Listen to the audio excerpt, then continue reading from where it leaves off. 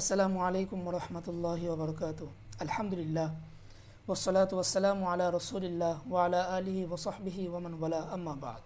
ঘুমের মাঝে স্বপ্ন দেখলে করণীয় কি? ঘুমের মাঝে অনেকে খারাপ বা ভীতিকর স্বপ্ন দেখে থাকে। এটা অস্বাভাবিক কিছু নয়। এই ধরনের স্বপ্ন দেখলে করণীয় কি তা হাদিস শরীফে সুন্দরভাবে বলে দেওয়া হয়েছে। এ সম্পর্কিত সুন্নাহর নির্দেশনাগুলো মানা হলে তা নিয়ে দুশ্চিন্তার কিছু নেই। সহিহ মুসলিমে আবু কাতাদা রাদিয়াল্লাহু তাআলা আনহুর সূত্রে বর্ণিত হয়েছে, রাসূলুল্লাহ সাল্লাল্লাহু আলাইহি ওয়াসাল্লাম ইরশাদ করেন, আর রুইয়াস সালিহাতু মিনাল্লাহ ওয়ার রুইয়াস সাউউ মিনাশ শাইতান, ফামান রাআ রুইয়ান ফাকারিহা মিনহা শাইআন ফালইয়ানফুস আন ইয়াসারিহি ওয়ালিয়াতাআওয়াজ বিল্লাহি মিনাশ শাইতান লা তাদুররুহু ওয়ালা ইউখবির বিহা আহাদান, ফাইন রাআ রুইয়ান হাসানাতান ফালইউবশির ওয়ালা ইউখবির ইল্লা মান ইউহিব্বু।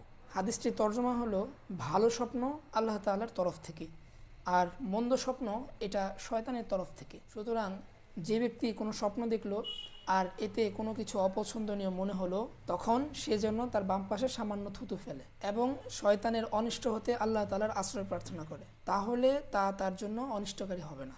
আর কারো কাছে ওই স্বপ্নের কথা সে বর্ণনা করবে না। আর যদি কোনো ভালো স্বপ্ন দেখে তাহলে সুসংবাদ গ্রহণ করবে, আর যাকে সে পছন্দ করে এমন ব্যক্তি ছাড়া কারোর নিকট তা বর্ণনা করবে না। সহিহ মুসলিমের অপর বর্ণনা এসেছে, ওয়ালিয়াতাহাওয়াল আন জানবিহি আল্লাযী কানা আলাইহি, অর্থাৎ দুঃস্বপ্ন দেখলে সে যেন পার্শ্ব পরিবর্তন করে নেয়। হাদিস থেকে একটি বিষয় স্পষ্ট হয়ে গেল যে ভালো স্বপ্ন আল্লাহ তাআলার পক্ষ থেকে হয়, আর খারাপ বা দুঃস্বপ্ন শয়তানের পক্ষ থেকে হয়। আরও জানা গেল দুঃস্বপ্ন দেখলে করণীয় কি, তা হলো বাম পাশে সে সামান্য থুতু নিক্ষেপ করবে। দ্বিতীয়ত, শয়তান হতে আল্লাহ তাআলার কাছে আশ্রয় প্রার্থনা করবে, অর্থাৎ আউযু বিল্লাহি মিনাশ শাইতানির রাজিম এটা পড়বে। তৃতীয়ত, সে যে পার্শ্বে ঘুমাচ্ছিল সে পার্শ্বটা পরিবর্তন করে নেবে।